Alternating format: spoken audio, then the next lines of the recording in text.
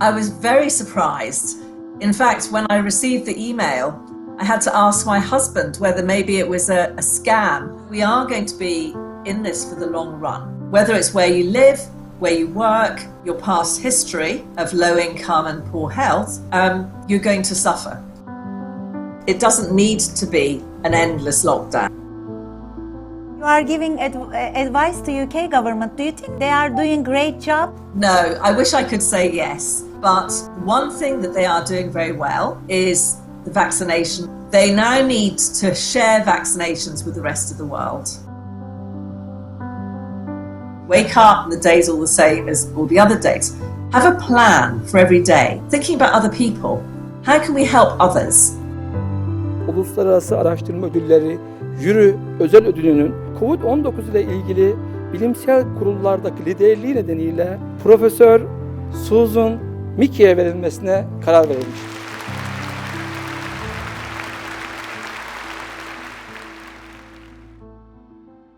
Hello everyone. Today we have very special guest, Professor Suzan Michie'ye. She is a health psychologist at University of College London, and she is also a member of the UK Government Advisory Committee. Today we talk about on her recent award and also how COVID-19 pandemic changes our lives and behavior. Thank you very much, Suzan, for joining us today. My pleasure. First of all, I sincerely congratulate you for winning the Sakıp Sabancı International Research Award. Were you surprised that the jury chose you for this special award? I was very surprised. In fact, when I received the email, I had to ask my husband whether maybe it was a scam. Really? Yes. Are you familiar with this prominent and well-known and philanthropist businessman Sakıp Sabancı and his family, Sabancı University?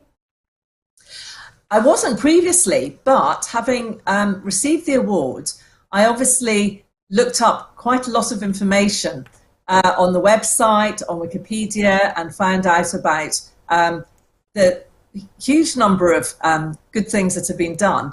And what a great university. I gather it's really the only university to have a liberal arts program in Turkey, and it seems to be very innovative and spreading over quite a lot of really important different academic disciplines. That's actually true. Have you ever been in Istanbul?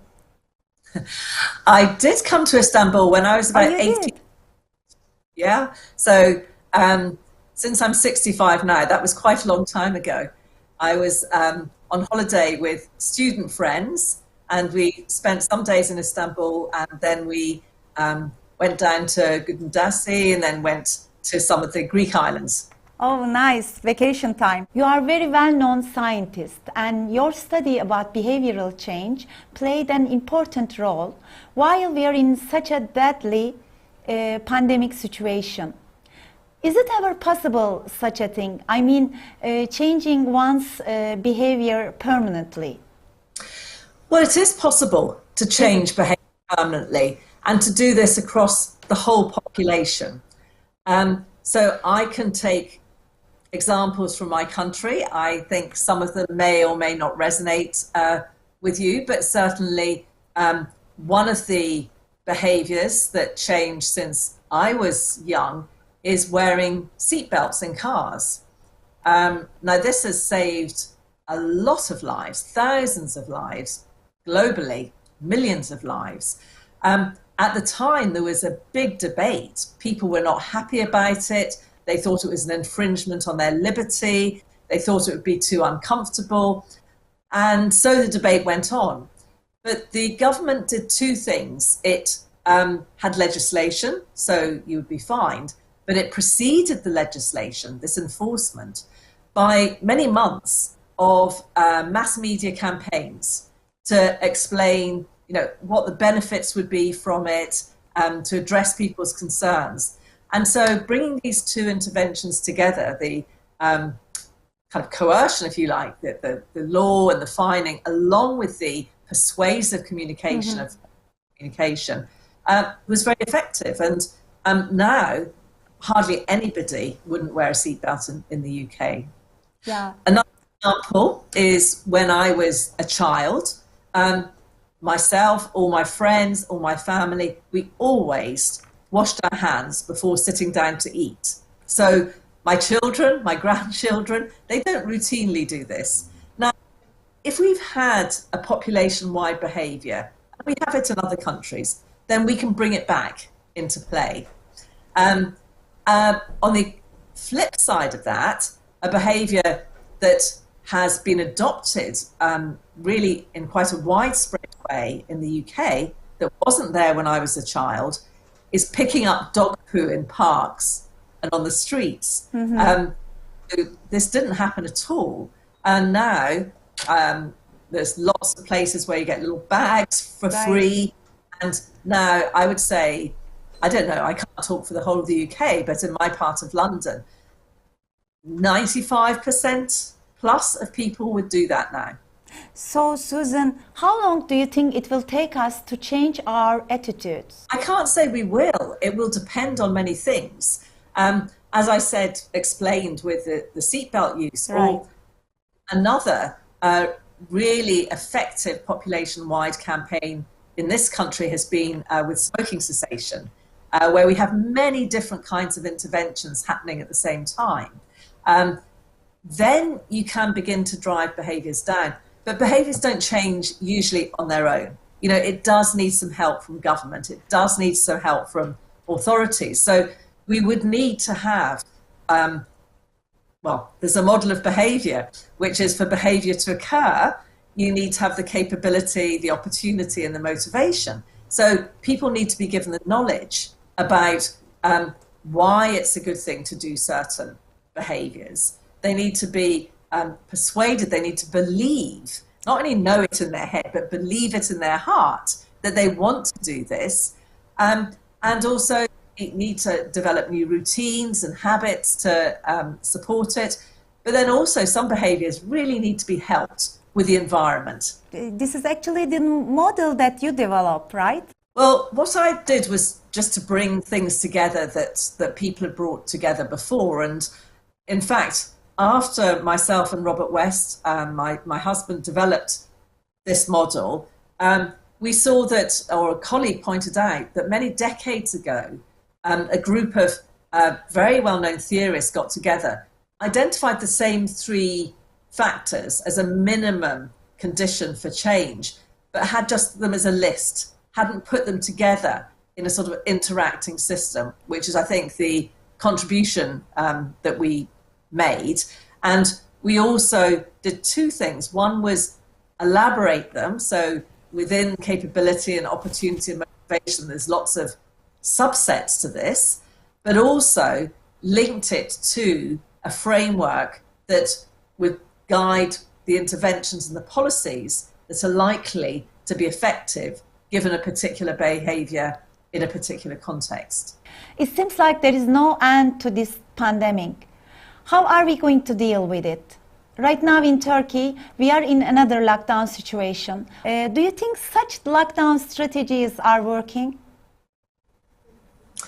What we've seen is when people understand that there is a threat, a serious threat, and when they understand that what they do can make a difference, people have really been very adherent, mainly. The groups that are least adherent tend to be younger people, and especially younger men.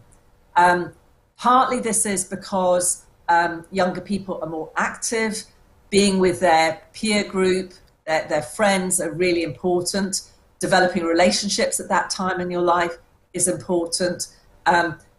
Often younger people don't see things to be as much risk to themselves or other people as they actually. So there's a number of reasons why that group has been less adherent. But having said that, the overwhelming majority have been adherent in really very difficult circumstances. And, you know, we are going to be in this for the long run. I think that's very evident now. And we have to find a way of living with it in a way that prevents the transmission rates going up again, but also enables us to do enough of the things we want to do. Right. we've learnt about transmission. For example, we've learnt that it's not primarily to do with touch, you know, touching surfaces that other people touch. It's primarily to do with aerosols. And this means that being outside is relatively safe. There's very few people get infected outside. And especially in a country like yours, which is blessed with very warm weather. Even outside, we have to follow the rules, I guess, right? Yeah. Well, I think that may change as time goes on. I mean, I think that outside, if you're 1 meter away and you're not facing each other, then you're very safe. Then we are fine. If you sit in a circle and you're outside, and especially if there's a slight breeze, you know, then if somebody's infected, the virus comes out their mouth, it will go away. It will go away, yeah. You know, the reason it's 2 meters is because as well as the tiny droplets that stay in the air, sometimes when people speak or shout or laugh, they actually spray little droplets that fall to the ground, and they fall to the ground within 2 meters. So that's the rationale for the 2 meters. That's too dangerous. Yeah, don't get somebody's eye line. During lockdowns, some people are struggling more than others. So biologically speaking, does gender and age play an important role on anxiety? I mean, are men and women similar in fighting against pandemic and following the rules of health and safety? Two different questions there. One is about anxiety and one is about following the rules. And anxiety is only one of the many influences on following the rules. It's not a question that if you're more anxious, you will definitely follow the rules. It's one influence, but other influences are also how easy is it to follow the rules. Or it might be how much reward you get from not following the rules. It may be that actually you've forgotten the rules. So in terms of gender and age differences, in terms of anxiety, I don't know the statistics on that, but within any age group or within women or within men, there'll be big individual differences. You know, some people have, I think nearly everybody's had some level of concern, but some people have become very anxious and some not at all, no matter what age group you're looking at. In terms of adhering to the rules, it's much easier for more elderly people to follow the rules. They tend to be less active, going out and about, less socially active, less physically active. So it's much easier. So in general, it's been much tougher for younger people than it has for people. That's why elderly people. Susan, Generation Z is continuing education online. They don't have the chance to socialize. Are some of them, do you think, are some of them going to end up with social anxiety because of this? Problems in terms of young people's mood, their sense of well-being. Partly anxiety, but partly depression. Depression, you know, people, right. They've lost a year of what they expected to do in their lives. As you say, those people who are studying, it's become quite a lonely experience, sitting in your bedroom, looking at a screen all the time instead of being with people that you expected to make friends and have fun and go to parties with. And also for some young people, they've kind of lost their jobs or they've lost their futures.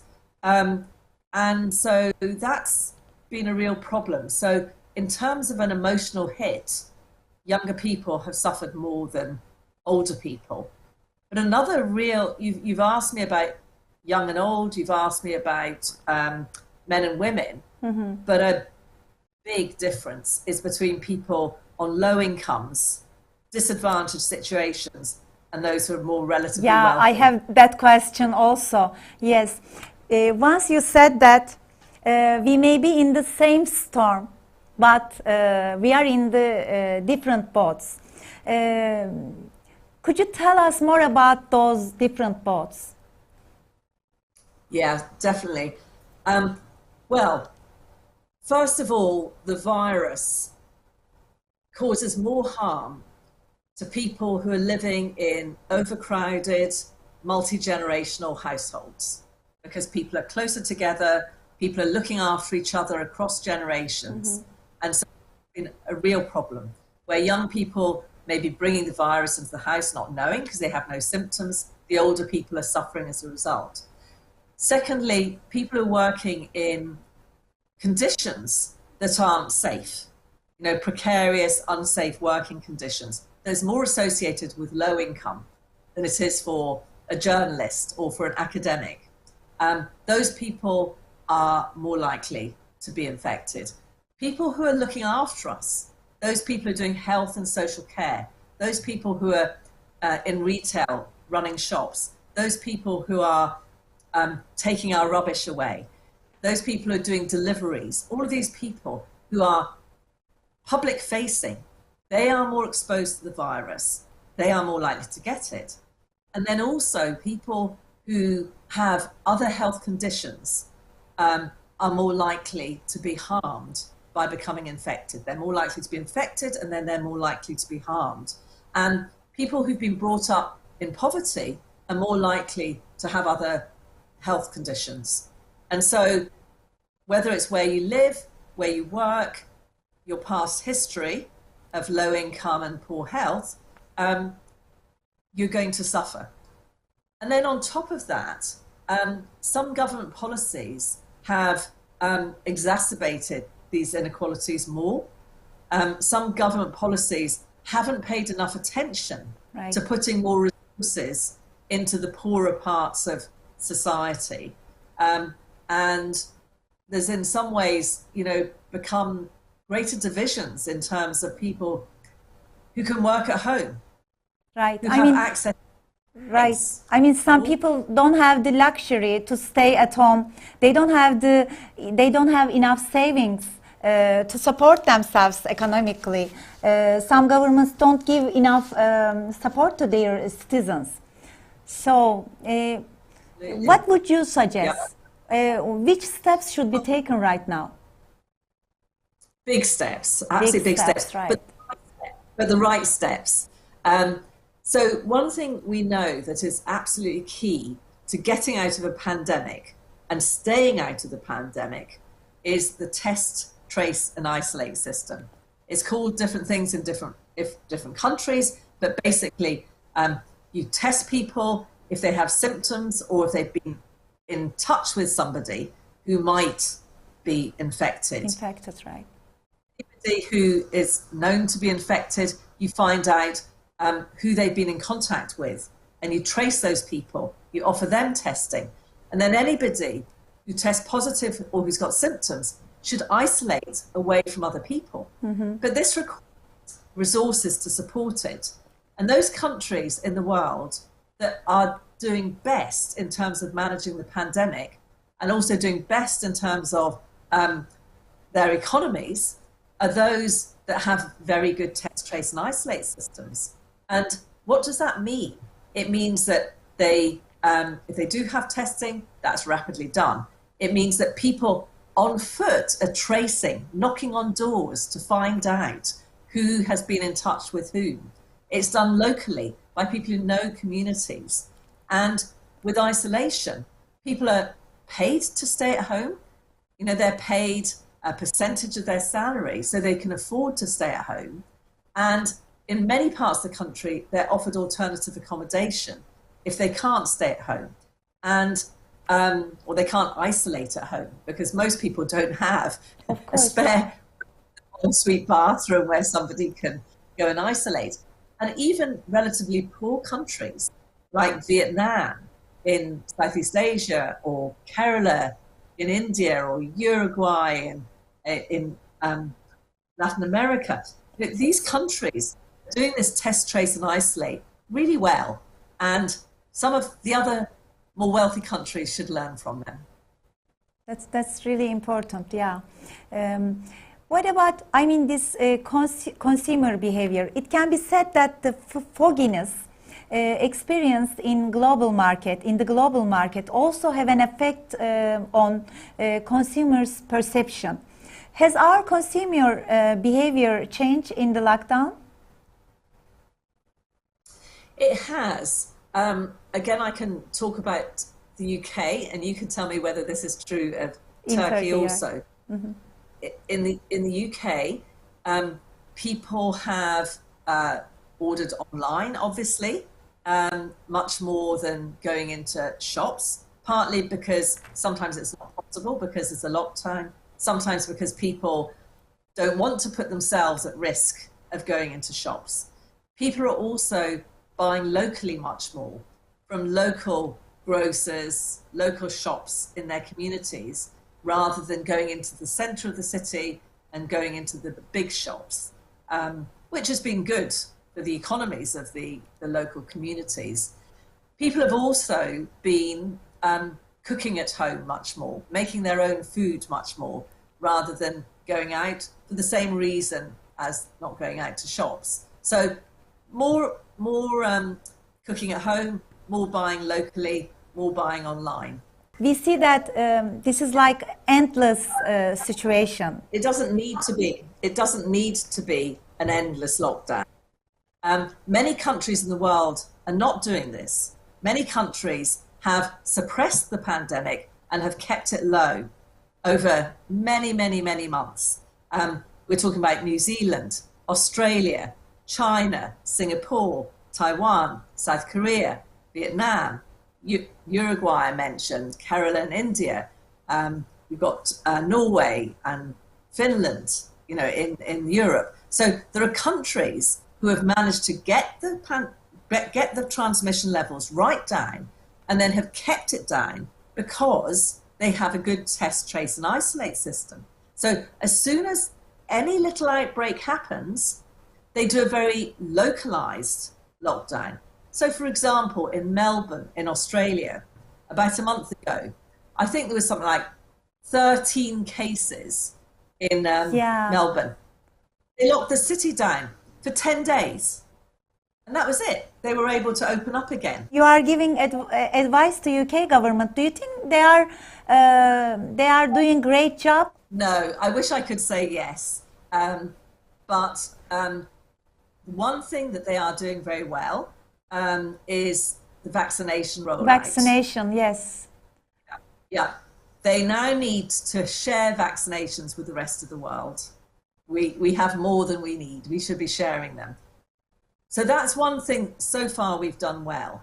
We have done terribly with test, trace and isolate. It was given to a big company, commercial company, the contract, who didn't have the expertise, didn't have the experience. They did it all by telephone. This needs to be done within local communities by public health experts who are trusted by the local community, know the local community. So that's been done very poorly. Another thing that hasn't been done well, we haven't made our schools safe. We haven't made our workplaces safe. We have to vaccinate not just some countries, all countries. Because unless all are vaccinated, nobody is safe. So we need a strategy for this to happen. Within countries, it's really important, again, that all communities are vaccinated. Right. We know that those people who are more disadvantaged communities, the uptake is lower. So we need to put more resources into supporting them, listening to their concerns, engaging with them, making sure that the vaccination is brought to them, mobile vaccination units, even knocking door to door to get all the coverage we can for vaccination. The issue is that because we've got very high transmission in different parts of the world, especially Brazil, especially India now, right. The more there are, every time the virus goes from one person to another, there's a chance of mutations. The more mutations, the more variants. And the more variants, the more likely we are to get a variant that escapes the vaccine. So this is a problem because we have variants that have been identified in South Africa, in the UK, in Brazil, now in India. And If these come to other countries, then the vaccinations that have been developed with one type of coronavirus in mind may not be as effective with these new variants. So we have a race against time between getting the whole world vaccinated before any variant comes along that undermines the effectiveness of the vaccination, which is why it's so important to keep the transmission rates really low, because then there's less chance of variants emerging. And that does come down to people's behaviour. But that also comes down to government policies enabling and giving the scaffolding to help people's behaviour be as COVID safe as possible. For example, in New York, if you want to know about the ventilation status of your child's classroom, in your child's school, there's a website. You can look it up. It has a report on the ventilation of every single class in New York. So they're doing something right. You know, we should be doing something like that, because ventilation is one of the most important things, whether it's in classrooms, in workplaces, in shops, in restaurants, in bars. We need to know what the ventilation is. We need to ensure that there's good ventilation. If there's good ventilation and we have somebody or two people in there who are infected, the chances of other people being infected are quite low. If there's not good ventilation, so many people will get infected by spending an evening in the same place as somebody who's infected. Yeah, that's really important. We need it in Turkey also. So, to feel better, to deal better, as a scientist, what is your advice to people who are following the rules and not going out, staying at home, not seeing any friends? So many people are depriving themselves from so many things they used to do, they used to enjoy. How can we keep being mentally healthy? I think one of the important things is to focus on what you can do rather than what you can't do. So in any given situation, what are you allowed to do? And then try and make the most of that. So if you're allowed to meet up with people outdoors, make sure you take that opportunity. We're social people. You know, we need to be with other people. We need to see and be in touch with other people. If you're not allowed to do that, then, you know, use telephone, use the internet if you have it. You know, even write letters, but keep contact going with people. I think thinking about things that you enjoy that you can do, and possibly what are the things that you might enjoy doing that you've never tried before. You mentioned baking bread. You know, maybe some people have never made bread before, but it's a fun thing to do. It's rewarding. Maybe there are other hobbies that people can do and say, this is a time in my life when I've got a lot of time. I haven't got much opportunity to see people, to go places. So what are the things that I would like to develop as a hobby, or things I might like to read, or films I might like to watch? And then structure your days. That's another very important thing, because one of the problems is you wake up and the day's all the same as all the other days. Have a plan for every day. Make the plan in advance of the day, so when you wake up, you know what things you're going to do during the day. Of course, if better things emerge, you don't have to stick to your plan. But you know at the end of the day, you'll have done some things that maybe have made you feel better, maybe some things that have developed yourself. And another thing, really important, is about thinking about other people. How can we help others? Because that's one of the good things that's come out of the pandemic, as well as all the awful things. It has been that people have had and shown big generosity of spirit, have been very, in many cases, very generous, you know, with neighbours, with family, with communities, meeting people they didn't know before, knocking on doors of neighbours and just saying, are you all right? Do you need any help? That's very important, yeah. The more you feel good. If I think about myself, one of the things that I've begun doing this year with my husband, every morning we get up and we do half an hour of yoga in front of the television. So there's a YouTube channel called Yoga with Adrienne, and has 30 weeks, and she has many different courses. And we find that's a really good thing. That's a new thing. We didn't do that before, and we feel much better. You say that learning new habits is so important for our mental health. I think as human beings, one of the things we do like to do is just feel that we're developing, that we're doing new things. Most people have got a balance between liking familiarity, liking routine, liking things as they are, compared to liking novelty, liking change. And people are different. So the people who like routines and familiarity, they've done very well during this pandemic. Other people I know, artists and creative people, where they really need change and innovation and new things in their lives to,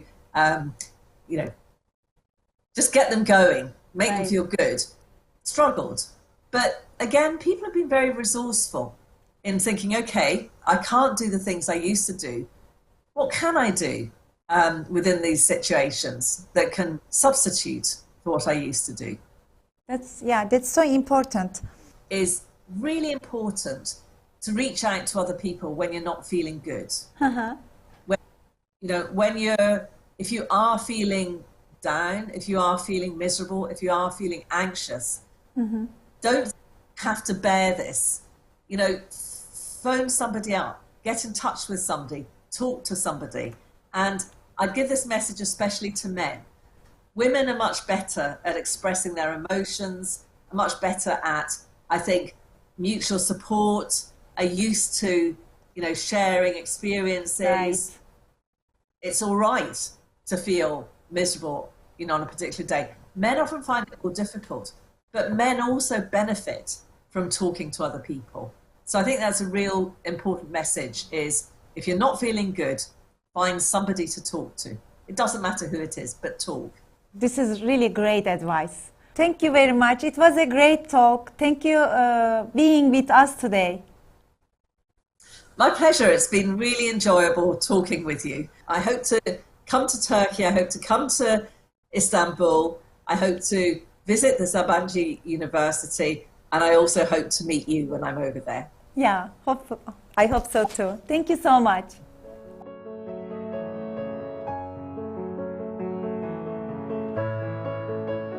...16. Sakıp Sabancı Uluslararası Araştırma Ödülleri ve anma törenine hepiniz hoş geldiniz.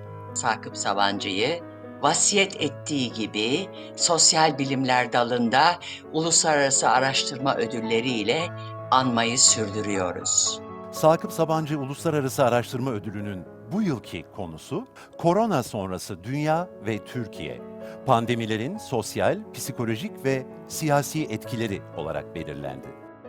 2021 Sakıp Sabancı Uluslararası Araştırma Ödülleri Jüri Özel Ödüllü'nün Profesör Suzan Michie'ye verilmesine karar verilmiştir.